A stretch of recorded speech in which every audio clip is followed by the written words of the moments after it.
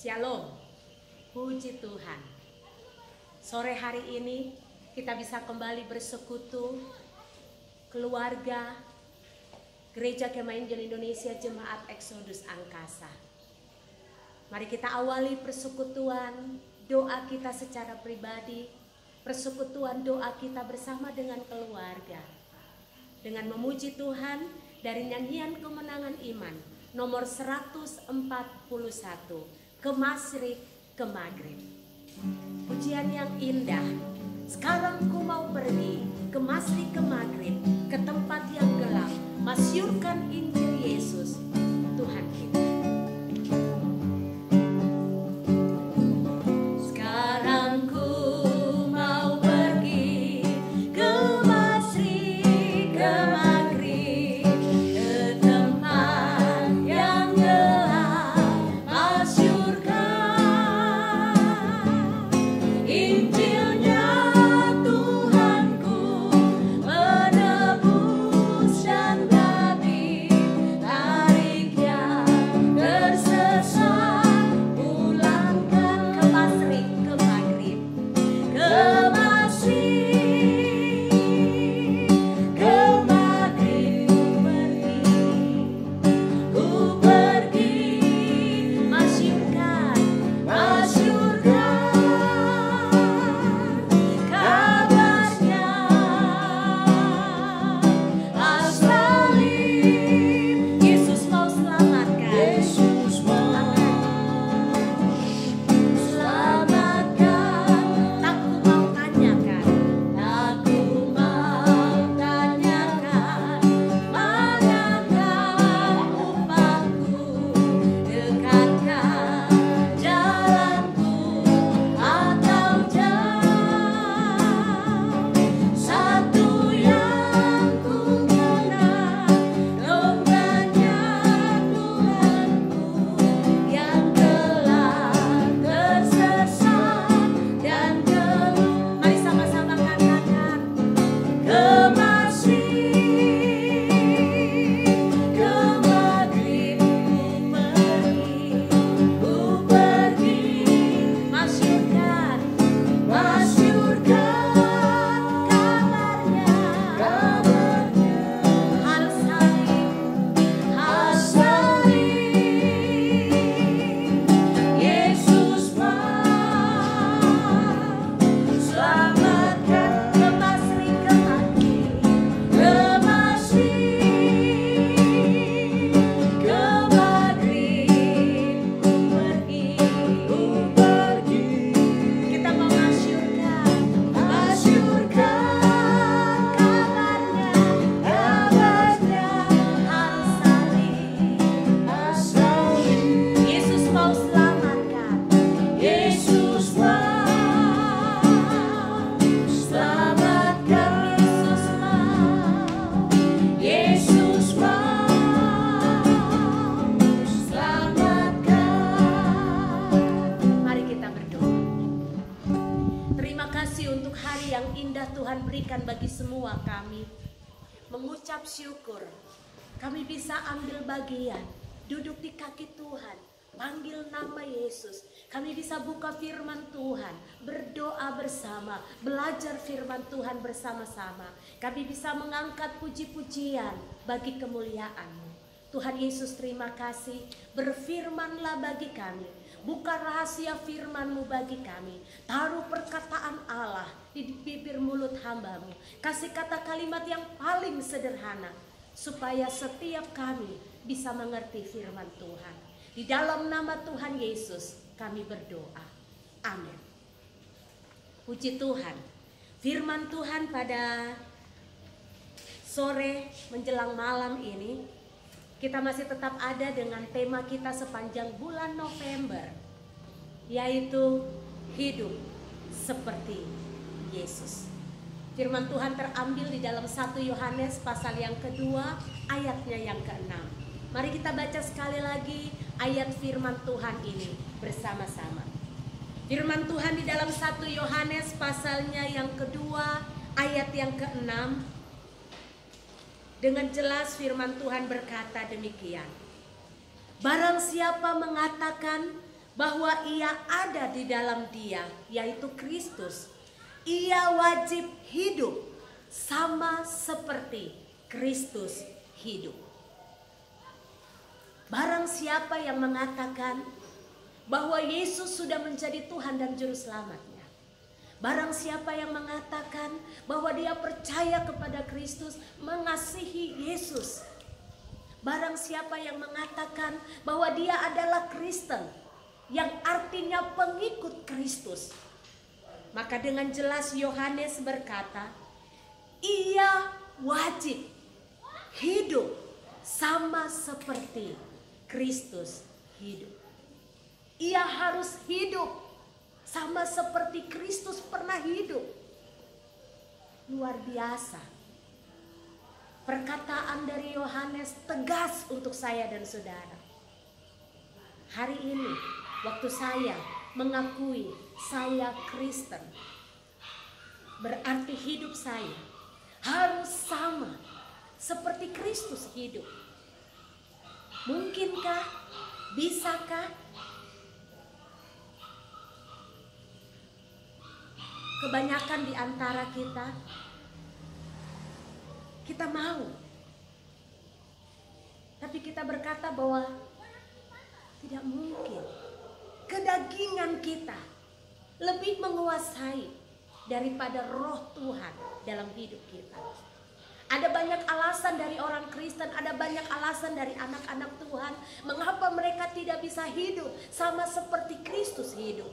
Dengan satu alasan, saya penuh dengan dosa, saya terikat dengan dosa, saya ada di dalam dosa. Tidak mungkin saya bisa hidup seperti Tuhan, seperti Yesus hidup. Kita sudah belajar hari Minggu bagaimana pada awal mulanya penciptaan, Allah menciptakan manusia segambar dan serupa dengan Dia. Gambar diri Allah ada di dalam hidup kita hari ini. Kita menjadi gambar Allah bagi dunia ini.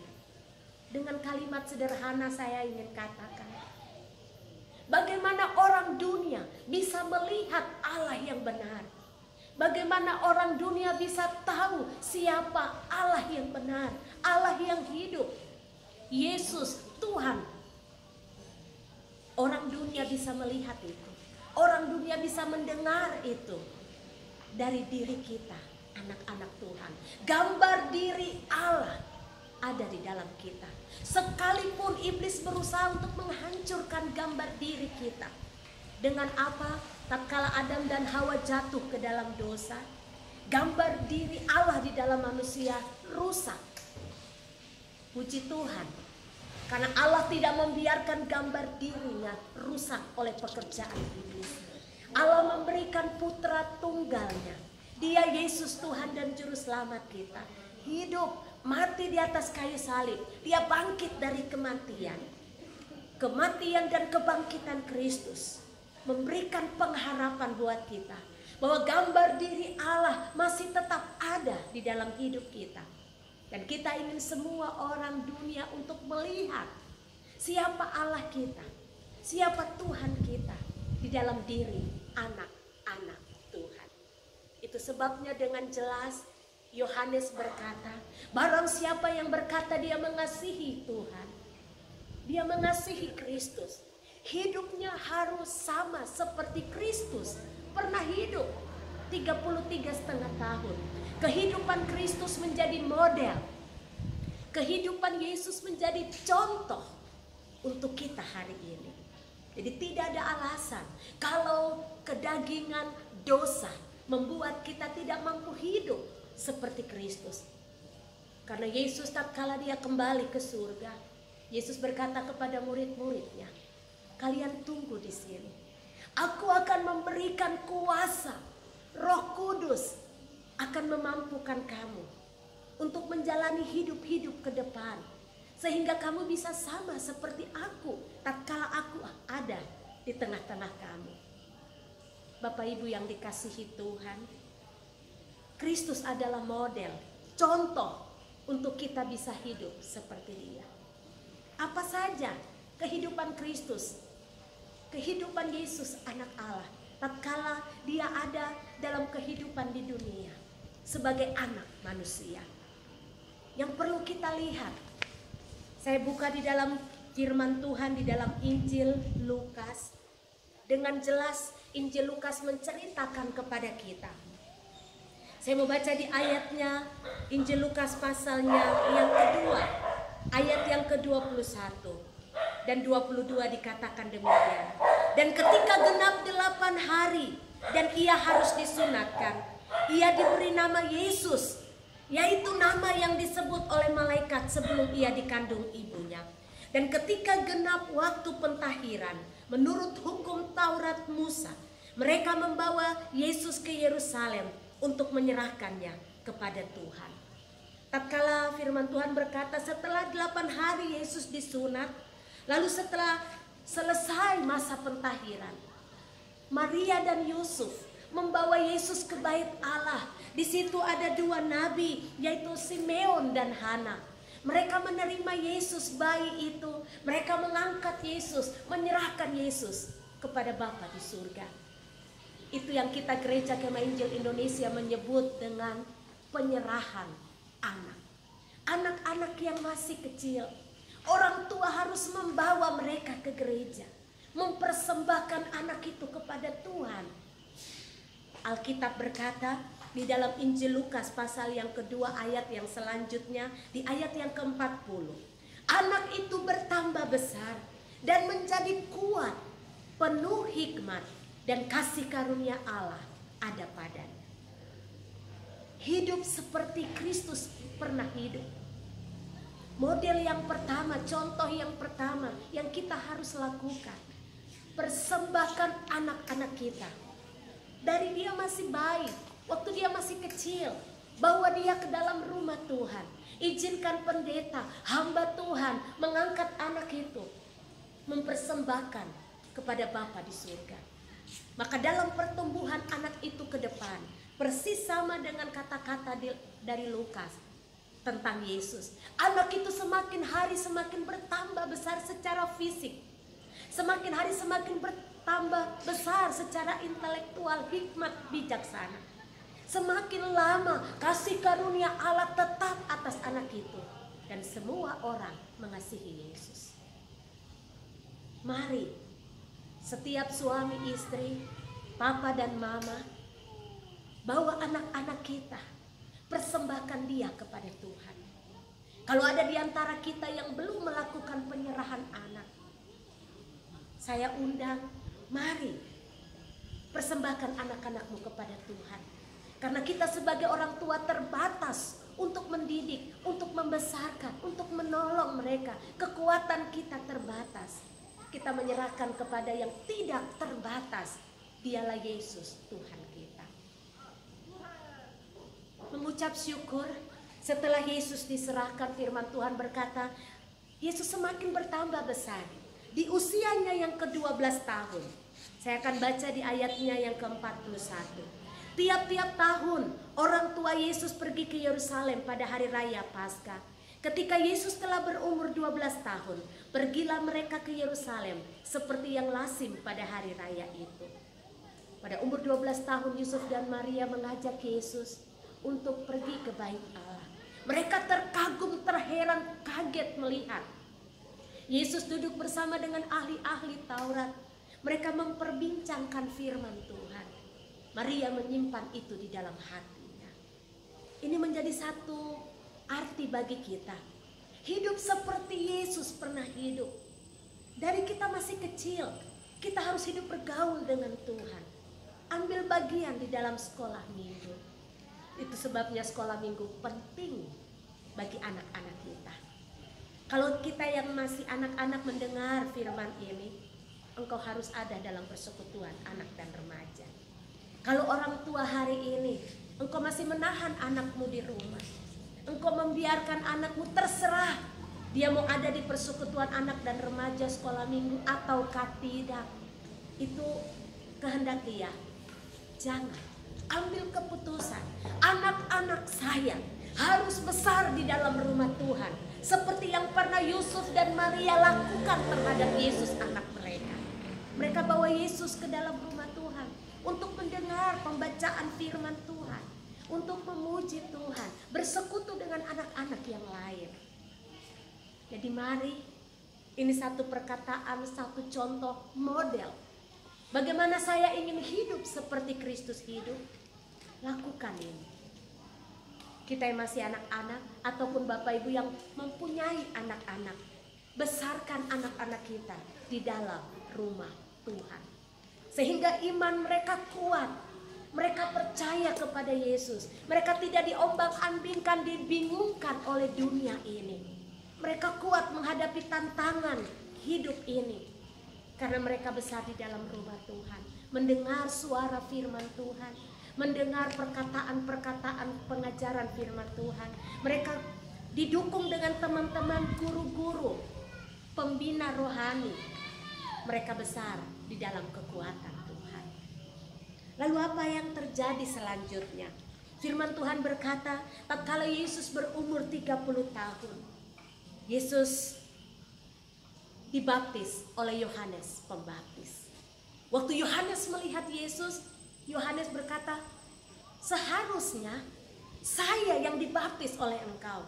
Tapi Yesus berkata, tidak, engkau yang harus membaptis saya, supaya genaplah firman Tuhan. Lalu Yohanes membawa Yesus di sungai Yordan. Yohanes membaptiskan Yesus dalam satu baptisan selam. Yohanes menaruh tangannya di atas kepala Yesus. Kata yang dipakai yaitu kata baptiso. Dicelupkan ke dalam air sampai basah seluruhnya. Itulah arti baptisan. Dan ini yang dilakukan oleh Yohanes kepada Tuhan Yesus. Yesus masuk ke dalam air sungai Yordan. Di dalam nama Bapa, Anak, dan Roh Kudus, Yohanes membaptiskan Tuhan Yesus. Tatkala Yesus keluar dari air, firman Allah dengan jelas berkata, langit terbuka. Lalu ada seekor burung merpati yang hinggap di bahu Yesus. Ada suara yang terdengar yang berkata, inilah anakku yang kukasihi, kepada dia aku berkenan. Jika Bapak Ibu pemuda remaja, engkau mau hidup seperti Kristus pernah hidup, berikanlah dirimu dibaptis selam. Dibaptis seperti Yesus dibaptis oleh Yohanes Pembaptis. Apa artinya baptisan? Artinya baptisan, tatkala kita masuk ke dalam air, ditenggelamkan ke dalam air, artinya kita mau hidup mati dalam kematian Kristus. Hidup yang lama, hidup yang sudah rusak, gambar diri Allah di dalam kita yang sudah dirusakkan iblis. Kita mau matikan itu dalam baptisan selam kematian Kristus. Lalu waktu kita keluar dari air, menjadi satu tanda bahwa kita mau hidup baru. 2 Korintus 5 ayat 17 berkata, engkau menjadi ciptaan yang baru. Ciptaan yang lama sudah berlalu, ciptaan yang baru sudah datang. Waktu kita keluar dari air, burung merpati itu melambangkan Roh Kudus. Kita dipenuhi dengan pengurapan Allah. Lalu dikatakan suara Allah terdengar, pengakuan dari Bapa, ini anakku. Dan waktu kita keluar dari baptisan selam, ada pengakuan dari surga, pengakuan dari Bapa, ini anakku, kepadanya aku berkenan. Kalau ada di antara jemaat, di antara Bapak Ibu pemuda remaja, belum ambil keputusan untuk dibaptis selam, hari ini ambil keputusan. Kalau saya sudah percaya Yesus, tumbuh dan besar di dalam bait Allah, di dalam gereja, maka kepercayaan iman saya kepada Kristus harus ditahbiskan, harus ditandai dengan penyerahan diri saya, mati dan bangkit bagi Kristus dalam baptisan selam. Pengakuan kita sebagai anak Allah menjadi jelas oleh Bapa di surga. Apa yang Yesus pernah buat, ini menjadi contoh dan model untuk kita buat hari ini. Setelah itu, pasalnya yang keempat dari kitab Injil Lukas ayat yang pertama berkata, Yesus yang penuh dengan Roh Kudus kembali dari sungai Yordan, lalu dibawa oleh Roh Kudus ke padang gurun. Di situ ia tinggal 40 hari lamanya dan dicobai oleh iblis. Setelah Yesus keluar dari dari baptisan, firman Tuhan berkata, Roh Allah membawa Yesus ke padang gurun. Untuk apa? Untuk dicobai 40 hari. Yesus dicobai oleh iblis. Yesus puasa, dia tidak makan, tidak minum. Tapi puji Tuhan, dalam masa pencobaan itu, iblis mencobai Yesus. Yesus menang. Apa arti ini? Tatkala kita sudah ambil keputusan setelah dibaptis, hidup kita tidak aman-aman saja. Tapi firman Tuhan berkata, seperti Yesus, Roh Kudus akan membawa kita. Kita diizinkan akan ada di padang gurun. Kita akan ada dalam pencobaan. Tuhan mengizinkan kita diuji. Ada ujian-ujian iman, memurnikan kita semakin mengasihi Tuhan. Kalau saat ini Bapak Ibu pemuda, engkau ada di padang gurun, kalau itu seizin Allah, Rohnya membawa engkau untuk mengalami ujian iman, percayalah, seperti Yesus engkau pasti menang. Pakai perkataan firman Tuhan. Buka Alkitab, baca, renungkan. Firman Tuhan jelas berkata, lawanlah iblis, dia akan lari daripadamu. Yesus menang karena perkataan-perkataan firman. Kita juga akan menang kalau perkataan firman itu ada dalam diri kita. Lalu apa yang terjadi? Setelah itu, Yesus menang dari pencobaan. Yesus mulai masuk dalam pelayanan. Yesus mengumpulkan murid-murid dan ada 12 murid yang bersama-sama dengan Tuhan Yesus. Yesus maju dan bersama dengan mereka melayani. Bapak Ibu, tatkala engkau sudah hidup dalam Tuhan, engkau tidak bisa hidup untuk dirimu sendiri. Mari ambil sikap Yesus. Engkau harus ada dalam satu persekutuan. Engkau harus ada di satu gereja tetap. Di situ engkau punya satu keluarga Allah. Engkau akan melayani di situ. Engkau akan bersekutu dengan anak-anak Tuhan sebagai satu keluarga. Engkau bisa mengekspresikan karunia talenta yang Tuhan kasih untuk saling melayani. Yesus mengumpulkan 12 murid. Mereka jalan ke desa-desa, ke kota-kota. Mereka pergi kemana-mana tempat untuk memberitakan Injil firman Tuhan. Ini juga yang Tuhan mau. Jadilah seperti Kristus pernah hidup. Hidup untuk banyak orang. Apa yang kita bisa buat, apa yang Yesus buat, itu yang kita harus buat. Saya tidak bisa jelaskan karena firman Tuhan terlalu besar bagi kita. Tapi Injil Matius, Markus, Lukas, dan Yohanes mencatat dengan jelas apa saja perjalanan penginjilan Yesus, pelayanan Yesus, kehidupan Yesus, perkataannya, perbuatannya, hikmatnya, kasihnya, kebaikannya, mujizat-mujizatnya, tanda-tanda ajaib yang Yesus pernah buat. Bagaimana Yesus tidak membalas yang jahat dengan yang jahat, tapi membalas yang jahat dengan yang baik. Bagaimana kata-kata Yesus tidak membela dirinya. Bagaimana Yesus menyerahkan hidupnya sampai mati di atas kayu salib. Ingin hidup seperti Kristus hidup. Baca Matius, Markus, Lukas, Yohanes. Lihat pengalaman, contoh model kehidupan Yesus. Lakukan seperti itu. Roh Kudus akan memampukan saudara. Sehingga apa? Perkataan Yohanes menjadi bagian hidup kita. Kalau saya mengasihi Tuhan, saya akan melakukan firman. Itu kata-kata Yesus sendiri. Selalu terngiang dalam pikiran saya, Yesus berkata, orang yang mengasihi aku adalah orang yang melakukan firman. Kita mau ikut Yesus, tapi kita tidak mau melakukan firman. Kita katakan saya mengasihi Tuhan, tapi tidak mau hidup seperti Kristus pernah hidup. Maka jelas Yohanes bilang, itu nol. Itu kosong, itu dusta, itu tipu. Kalau benar engkau mengasihi Tuhan, hiduplah seperti Kristus pernah hidup. Amin. Pasti kita tidak mampu. Roh Kudus akan memampukan kita. Pasti ada waktu kita jatuh, Tuhan akan mengangkat kita kembali. Kekuatan Allah memampukan saya, memampukan saudara untuk hidup seperti Kristus pernah hidup. Puji Tuhan. Mari kita mengaminkan firman Tuhan. Kita buka nyanyian kemenangan iman 302.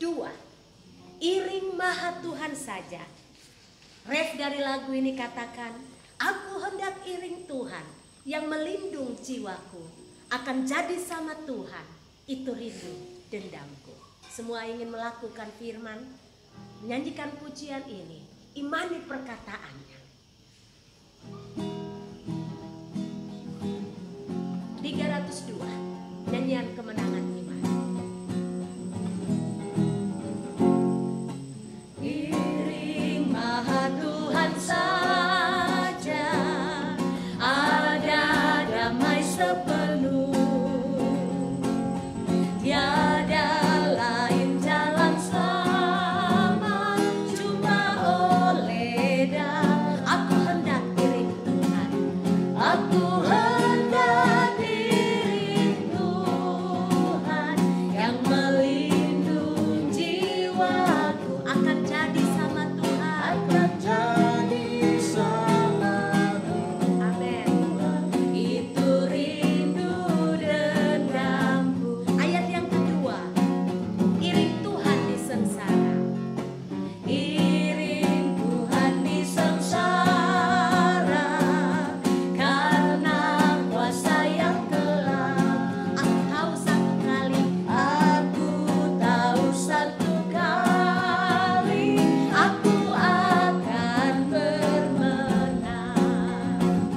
Aku hendak iring Tuhan, yang melindungi jiwaku, akan jadi sama Tuhan. Itu rindu rendah. Aku hendak iring Tuhan, aku hendak iring Tuhan, yang melindungi jiwaku, akan jadi sama Tuhan. Itu rindu dendamku.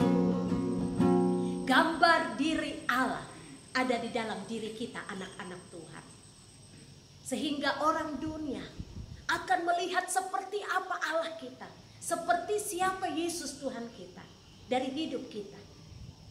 Untuk itu lagu ini berkata, aku hendak iring Tuhan, akan jadi sama Tuhan. Itu rindu. Kiranya kerinduan hati kita diberkati Tuhan, dan kita mampu menjadi gambar diri Allah yang mencerminkan kemuliaan Tuhan bagi dunia ini. Mari kita berdoa. Tuhan Yesus, terima kasih, firman-Mu jelas bagi kami. Orang yang mengasihi Kristus, ia wajib, ia harus.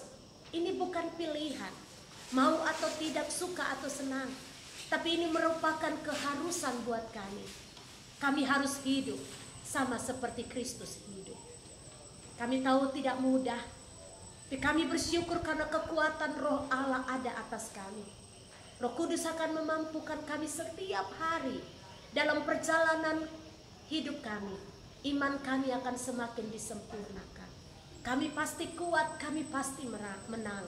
Terima kasih Tuhan. Semakin hari kami semakin sama dengan Kristus. Perkataan kami, perbuatan kami, pikiran kami, hidup kami, pelayanan kami, di dalam pekerjaan kami, di dalam kuliah, di dalam sekolah, di dalam berumah tangga, sebagai saudara bersaudara, apapun hidup kami, kiranya gambar diri Allah yang ada pada kami tidak akan dirusakkan oleh dosa, oleh setan, oleh dunia ini, tapi gambar diri akan disempurnakan, dipulihkan hari lepas hari. Waktu dunia melihat kami, mereka melihat Allah di dalam diri kami.